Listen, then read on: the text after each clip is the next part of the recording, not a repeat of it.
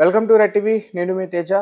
అయితే తెలంగాణ ముఖ్యమంత్రి రేవంత్ రెడ్డి గారు ఈరోజు కొన్ని సంచలన కామెంట్స్ అయితే చేశారు. అంటే దేని గురించి అంటే రీసెంట్గా డ్రగ్ పెడలర్ అలాగే తెలుగు మూవీ ప్రొడ్యూసర్ కేదార్ మరణం వెనకాల చాలా అనుమానాస్పదంగా ఉంది.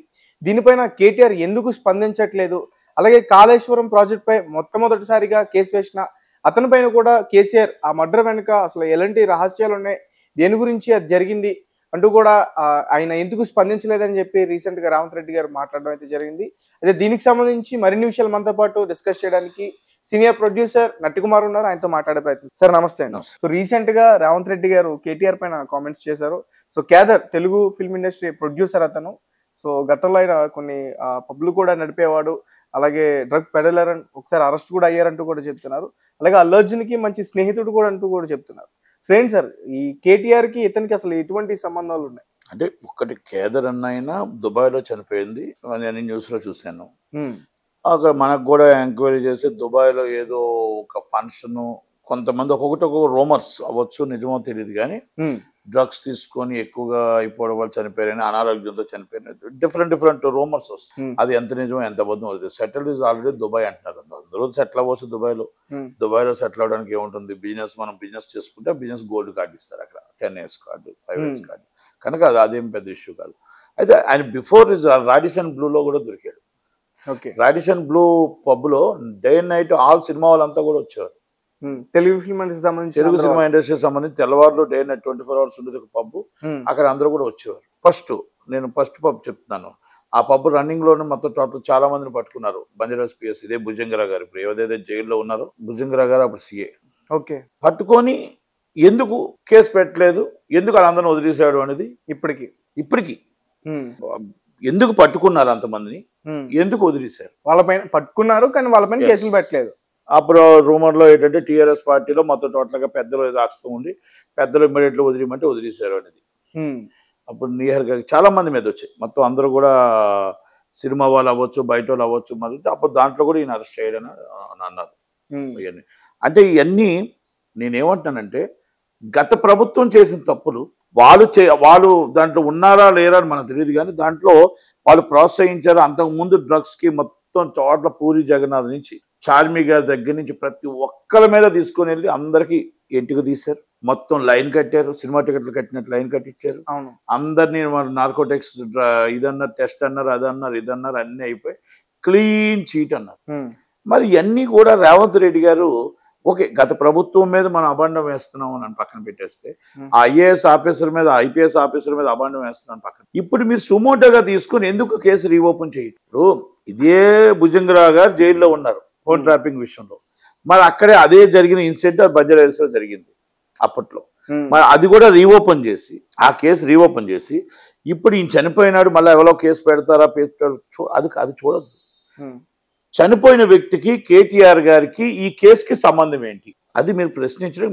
As right in chief minister and right in home minister, right in DGP, immediately reopen the case. Reopen చెయ్యండి. రీఓపెన్ ఎవరో కంప్లైంట్ ఇస్తారు, ఎవరో చూస్తారు అనేది కాదు. ఒక మేడిగడ్లో ఒక అడ్వకేట్ చనిపోయాడంటే దానికి అది కంప్లైంట్ రాలేదని మనం చూస్తూ ఊరుకుంటే ఎలా? టోటల్గా ఒక ఇన్వెస్టిగేషన్ నడుస్తున్నప్పుడు, ఒక రాజలింగం చనిపోయేటప్పుడు ఎవరో కంప్లైంట్ ఇవ్వలేదని ఆపేస్తే ఎలా? ఎన్నిటికి లింక్ ఏమైనా ఉందా? ఎక్కడైనా ఏదైనా కనబడుతుందా? ఎక్కడైనా నిజాలు కనబడుతున్నాయా? ఎంక్వైరీ చేయడంలో తప్పులేదు కదా. సిబిసిఐడి విచారణకు ఆదేశించండి. మీరు ఎవరో కంప్లైంట్ ఇస్తానని కాదు, మీకు రైట్ ఉంది. గవర్నమెంట్కి సుమోటోగా తీసుకునే రైట్ మీకు ఉంది. డ్రగ్స్ అనే మహమ్మారిని తరిమి కొట్టడానికి, డ్రగ్స్ అనే మహమ్మారిని పిల్లల దగ్గర నుంచి తరిమి కొట్టడానికి మన రాష్ట్రం కట్టుబడి ఉంది. కాబట్టి మీరు ఎందుకు రీఓపెన్ చేయట్లేదు కేసులు? ఎందుకు సుమోటోగా మీరు చేయట్లేదు? కేదార్ గారి చనిపోయారు, ఓకే, ఇప్పుడు మొత్తం టోటల్గా కొంచెం రాజకీయ నాయకులు ఈ పార్టీలో ఉన్నారు అంటున్నారు. ఎంత నిజం, ఎంత అబద్ధం? టీఆర్ఎస్ నాయకులు అవ్వచ్చు, సోమనీస్ నాయకులు అవ్వచ్చు, ఎవరో ఉన్నారు అంటున్నారు ఆ పార్టీలో. ఎవరున్నారు ఏంటి? Flight tickets is enquiry, simple investigation, is phone numbers. మనం ఎవరి మీద కక్ష కాదు. మన రాష్ట్రాన్ని, మన పిల్లల భవిష్యత్తుని మనం ఈ డ్రగ్స్ అనే మహమ్మారి నుంచి తరిమి కొట్టడానికే మనం ప్రయత్నం చేస్తున్నాం తప్ప ఏ పార్టీ మీద కోపం లేదు, ఎవరి మీద కోపం లేదు, ఎవరి మీద తాపం లేదు. కనుక మీరు ఎందుకు సుమోటోగా చేసి ప్రజల కోసం, ప్రజల ప్రాణాల కోసం, మన రాష్ట్ర పిల్లల ప్రమాదంలో పడకుండా ఉండడం కోసం మరి మీరు ఎందుకు సుమోటోగా చేయట్లేదు సార్ అనేది ఒక్కటి అడుగుతున్నా. ఇది కేటీఆర్ గారైనా స్పందించి మా మీద మీరు కేసు వేయండి సార్, మీరు కేసు రీసెర్చ్ చేయండి సార్, చేసి ఎంక్వైరీ చేయండి సార్, మా నిజాయితీ మేము నిరూపించుకుంటాం, మా నాయకుడి నిజాయితీ మేము నిరూపించుకుంటాం అని చెప్పాలి. గతంలో నేను ఎన్నోసార్లు ఇది అడిగాను, డ్రగ్స్ అనే మహమ్మారిని ఎందుకు పట్టుకున్నారు, మా సినిమా వాళ్ళని చిన్న చూపు తీసుకొని ఎందుకు తీసుకొచ్చి ఎదురు వదిలేశారు అని అడిగాను. క్లీన్ చీట్ ఇచ్చారు అంటే మీరు క్లీన్ చీట్ అంటే వాళ్ళు ఎవరు ఏమీ తీసుకోలేని వాళ్ళ, తీసుకునే వాళ్ళ, మరి దాంట్లో తర్వాత కూడా వాళ్ళని 3-4 పట్టుకొని కేసులో రిజిస్టర్ చేశారు కదా, మరి క్లీన్ చీట్ ఇచ్చినారు మళ్ళీ ఎలాగ రిజిస్టర్ చేశారు కేసు, మరి దీంట్లో మర్మం ఏముంది మాయం ఉంది అని అడిగా. దాన్ని మనం గవర్నమెంట్ వచ్చినప్పుడు మరి ఎందుకు మీరు పట్టించుకోవట్లేదు అని నేను రేవంత్ రెడ్డి గారు సూట్. అలాగే నేను డీజీపీ గారిని కూడా అడుగుతున్నా, మన పిల్లల భవిష్యత్తు మన రాష్ట్ర జీవితం కనుక మన అంధకారంలో ఉంటున్నాం కాబట్టి ఈ మొత్తని మహమ్మారి నుంచి తరిమి కొట్టాలి అంటే ప్రతి ఒక్కరూ చెయ్య కలపాల. ఆ కలిపి నిలబడాలి అంటే ఏ పార్టీ మీద అబాండం వద్దు, మనకి ఇంకో పార్టీ మీద అబాండం వద్దు, ఎంక్వైరీ చేయండి, తప్పు చేస్తే ఎంతటి వాడిని తీసుకెళ్ళి లోన్ వేసేయండి. సరే, అది నేను అంటుంది. ఎందుకంటే కేసీఆర్ గారు కూడా ఇలాంటివి ప్రోత్సహించడు, నాకు తెలుసు ఆయన కోసం. ఇప్పుడు కేటీఆర్ గారి మీద అబాండం రావచ్చేమో తప్ప కేసీఆర్ గారి మీద ఎప్పుడు రావు. ఆయన మీద వాళ్ళ పిల్లలు కాబట్టి ఏదో అంటుంటారు వస్తుంటారు, ఇవన్నీ నిరూపించుకోవాల్సిన బాధ్యతలు కేసీఆర్ గారి మీద ఎప్పుడు రాబోవు ఇలాంటివి. అంటే ఇవన్నీ నేను ఎందుకు చెప్పుకొస్తున్నానంటే మనం మాట్లాడేటప్పుడు కూడా మనం ఎవరో కేసు పెడతాను అంత మనం కేసు పెట్టడం కాదు. మీరు సుమోటోగా తీసుకున్న రైట్ మీకుంది. భయపడుతున్నారు కదండి, కేసు పెడితే తీసుకెళ్ళి తిరగలేక భయపడుతున్నారు, కెడితే ఎవరు చంపేస్తారో భయపడుతున్నారు. కేసు పెట్టిన రాజాలింగం ఏమయ్యాడు, కేసు పెట్టిన రాజాలింగం చనిపోయాడు. పోలీసులు ఒకటే నిర్ధారించారు, ఇది ఓన్లీ ఆస్తి గొడవలు ఉండొచ్చు, మేబీ ఉండొచ్చు. కానీ హైకోర్టు వారు అన్నారు పిటిషనరే చనిపోతే కేసు ఎందుకు రన్ అవుతుంది అన్నారు. మనం ఒకటి అర్థం చేసుకోవచ్చు, ఇక్కడ ఆ ఆస్తి గొడవల్లో అవతలలో ప్రోత్సహించారా లేదా, అవతలలో వచ్చి ఎప్పుడు మరి అంత ఆస్తి గొడవల్లో భూ వివాదాల్లో చంపలేని వాళ్ళు ఇప్పుడు వచ్చి ఈ కేసు రన్ అవుతుండగా రేపు తీర్పు ఇవ్వబోతున్నారు అనగా ఈయన ఎందుకు చంపారు, దాని రూపంలో ఎందుకు మీరు ఎంక్వైరీ చేయట్లేదు. ఈ రోజు కేసు పెడితే రేపు రోడ్డు మీద చచ్చిపోతామేమో అని భయం ఉంది, ఆ భరోసా మీరు ఇవ్వగలరా అని అడుగుతున్నా, ఆ ధైర్యం మీరు ఇవ్వగలరా అని అడుగుతున్నా, ఆ భార్య పిల్లలకి మీరు ధైర్యం మీరు ఇవ్వగలరా అని అడుగుతున్నా. ఏమి ఇవ్వలేనప్పుడు ఒక రాజాలింగం హత్య కేసు తర్వాత భయభ్రాంతికి గురైపోయారు.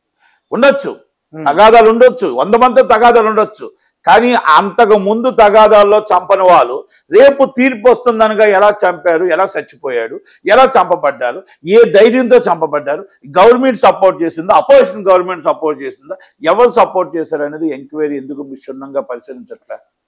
ఎంతసేపు ఒక భూమి దగ్గర నుంచే తిరుగుతుంది, 1 ఎకరం భూమిలోనే తిరుగుతుంది.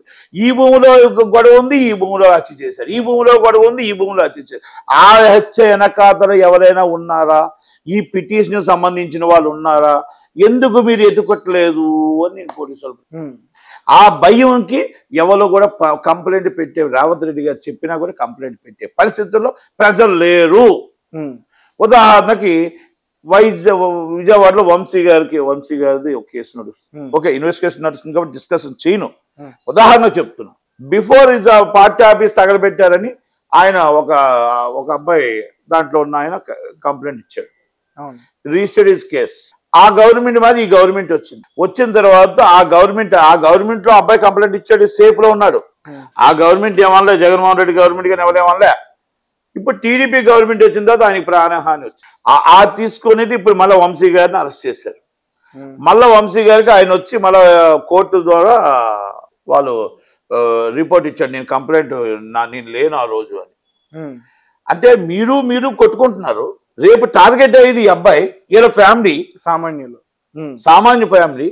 వాళ్ళకి మీరు ఎన్ని రోజులు మీరు సెక్యూరిటీ ఇస్తారు, లైఫ్ లాంగ్ సెక్యూరిటీ ఇస్తారు. ఉదయం పని చేసుకుంటే బతకలేని బతుకులు వాళ్ళవి. అమ్మ ఆ బతుకుని ఎన్ని రోజులు మీరు గన్మ్యాన్లు ఇస్తారు, ఎన్ని రోజులు మీరు కాపాడుతారు. మిమ్మల్ని అభిమానించే వాళ్ళకి టార్చరే, వాళ్ళు అభిమానించే వాళ్ళకి టార్చరే. ఈ పరిస్థితుల్లో ఏమైనా ధైర్యంగా వచ్చి కంప్లైంట్ ఇవ్వగలుగుతారా? ఎన్ని పెద్ద మనసుతో మీరు ఒక్కసారి ఆలోచించండి. మీరు సుమోటోగా కేసు తీసుకోలేరు, మీరు సుమోటోగా తీసుకొని కేసు రన్ చేస్తున్నప్పుడు మీకు ఇప్పుడు టెక్నికల్ ఎవిడెన్స్ అంటే అసలు కేసు తీసుకునే అవసరం ఏముంది సార్? ఇప్పుడు కళ్ళ ముందే జరిగిన సంఘటనలు అవన్నీ కూడా సుమోటోగా తీసుకోవాలి. సుమోటో అంటారు దాన్ని, వాళ్ళకి అధికారం ఉంది కదా. అందుకని సుమోటో కేసు రిజిస్టర్ అంటే మేము అన్ని టోటల్ గా ఆర్టికల్స్ లో అన్నింటిలో వచ్చాయి కాబట్టి, మా పత్రికా మాధ్యమంలో వచ్చాయి కాబట్టి టెక్నికల్ ఎవిడెన్స్ ద్వారా సుమోటోగా కేసు రిజిస్టర్ చేయొచ్చు.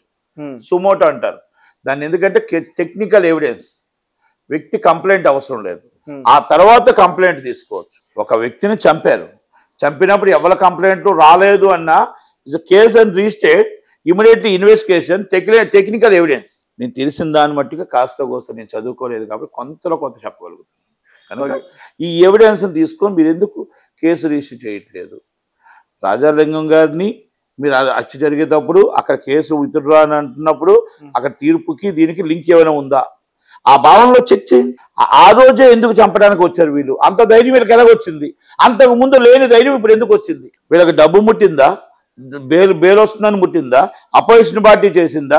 లేకపోతే అధికార పార్టీ సపోర్ట్ చేసింది? ఇక్కడ మీకు డ్రగ్స్ అనే మాఫియా కేంద్ర గారిది. సుమోటోగా తీసుకుని కేసు. ఎవరెవరు పార్టీకి వెళ్ళారు? ఫ్లైట్ టికెట్స్ ఎంతమంది ఉన్నారు? ఎక్కడున్నారు? మీరే ఛానల్లో ఎతికేస్తున్నారు. అప్పుడే ఎతికేసి ఏ ఫ్లైట్లో ఎవరెవరు ఉన్నారు, ఏ ఫ్లైట్లో ఏ రాజకీయ నాయకులు, ఏ ఫ్లైట్లో ఏ సినిమా వాళ్ళు ఉన్నారు అంటూ ఒక సినిమా ప్రొడ్యూసర్ సినిమాది అక్కడ దానికి కూడా చాలా మంది పెద్దలు వెళ్ళారు. ఇది కాదు, మళ్ళీ అది కూడా చూసుకోవాలి. మళ్ళీ అది తీసుకొచ్చి ఇది కానీ కలిపారు. అక్కడ కూడా ఒక క్రికెట్ మ్యాచ్ ఉంది, ఒక నిశ్చితార్థం ఉంది, ఇది ఒకటి ఉంది. ఈ మూడింటికి లింకులు ఉన్నాయి. అంటే ఈ లింకులు అంటే ఈ రెండింటికి ఉండవు, సంబంధం ఉండదు. కనుక మీరు అది తీసుకొచ్చి ఇది కానీ కలిపారు. అది ఎందుకంటే అవన్నీ మన ఎవిడెన్స్ రండి. మీకు కేదార్ గారితో పరిచయం ఉందా సార్? పరిచయం లేదు, ఆయన ఎవరో కూడా నాకు తెలియదు. ఓకే, నాకు పరిచయం లేదు. నాకు ఎందుకంటే ఈ కేసులో డ్రగ్స్ అనే దాంట్లోని ఇంతకుముందు దీంట్లో అరెస్ట్ అయ్యారని నాకు తెలుసు, కానీ నాకు పరిచయం లేదు, నాకు ఎవరో తెలియదు కూడా. ఆ గ్యాంగ్ వేరు. అల్లు అర్జున్ గారికి మంచి స్నేహితుడు అంటూ కూడా విన్నాను. ఇవో నాకు అంత ఐడియా లేదు. సినిమా వాళ్ళు ఆ పబ్కి వెళ్తున్నారు, డే అండ్ నైట్ ఆ పబ్లో కూర్చుంటున్నారు అని మాత్రం నాకు తెలుసు. సినిమా వాళ్ళు అదైతే నాకు తెలుసు. పేర్లు నేను చెప్పదలుచుకోలేదు, పేర్లు మాట్లాడదాలు. ఎందుకంటే తెలియకుండా మన ఇష్టం వచ్చే పేర్లు మాట్లాడడం అనేది ఇది నాట్. సార్ అంటే నిజంగానే రేవంత్ రెడ్డి గారు అడిగింది కరెక్టేనా అనిపిస్తుంది. అంటే కేటీఆర్ నిజంగానే ఈ రెండు ఇష్యూస్ గురించి ఎక్కువగా మాట్లాడలేదు ఎక్కడ కూడా. అందుకే నేను ఏమంటానంటే, ఇప్పుడు కేటీఆర్ గారు మాట్లాడలేదు, నటికుమార్ మాట్లాడలేదు, తేజ మాట్లాడలేదు, అది వద్దండి. ఇన్వెస్టిగేషన్ ఆఫీసర్గా భుజంగరావు గారు ఆ రోజు కేసు, అప్పుడు కేసు ఇన్వెస్టిగేషన్ హౌస్ ఆఫీసర్గా ఎందుకు వదిలేశాడు? ఆ కేసు రీఓపెన్ చేయండి. ఆ కేసులో కేదర్ గారు ఎన్నో ముద్దాయి.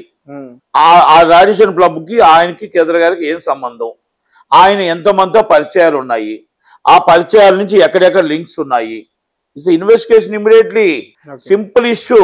అప్పుడు ఎవరెవరితో సంబంధాలు ఉన్నాయో సుమోటోగా తీసి డ్రగ్స్ అనే మహమ్మారికి ఏ పార్టీ ఓడితో సంబంధం ఉన్నా తాట తీసుకెళ్లి లోన వేసేయండి. మిమ్మల్ని ఎవరు కూడా సపోర్ట్ చేయరు దాంట్లో. ఆ విషయంలో అయ్యో ఈయన అన్యాయమే, ప్రతిపక్షం తప్పు చేసిందని అనరు. ఎందుకంటే అధికార పక్షం తప్పు చేసిందా, ప్రతిపక్షం తప్పు చేసింది అనరు. ఈ డ్రగ్స్ అనే మహమ్మారిని తరిమి కొట్టడానికి ప్రతి ఒక్కరు support. Is the right. Immediately investigation చేయండి, సుమోటోగా తీసుకొని కేసు దాని మీద చేయమని రిక్వెస్ట్ చేస్తాం. కేదర్ గారిది ఉంది కదా, నేనేమన్నా simple issue. Before case is reopen, ఆ కేదర్ గారిది అంతకుముందు ఆయన ఎన్నో ముద్దాయి, ఎంత దొరికింది, ఆ రాడిసన్ బ్లూ క్లబ్కి ఆయనకి సంబంధం ఏంటి, ఆయన ఇన్ని నాళ్ళు నడిపాడు, అప్పుడు వచ్చిన వాళ్ళు ఎవరెవరు, ఎంతోమంది వచ్చారు, రికార్డ్స్ అన్నీ ఉన్నాయి కదా.